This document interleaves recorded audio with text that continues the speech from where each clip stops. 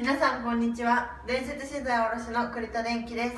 私はショールーム担当の高市です。ショールーム担当の武田です。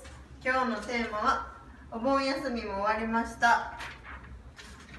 これからオリンピック女子のゴルフが始まります。頑張れ野村大山選手。最近ゴルフに夢中の高市さんまだ全然なんですけど、ティーショット、ナイスショットの時のリアクションをしてください。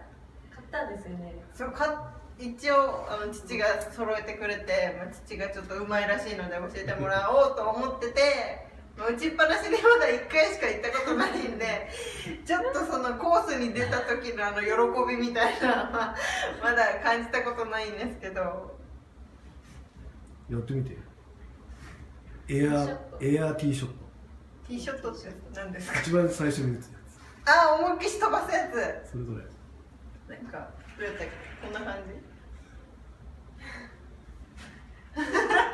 ちょっと恥ずかしいんですけどこれでこう打ってナイスショットの時のリアクション、じゃあいきます。でもあれこれ持ってないと変な感じおおみたいな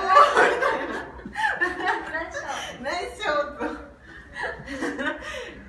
ちょっとやっぱりコースに出てみないとまだ実感が湧かないので、随時報告していきたいと思います。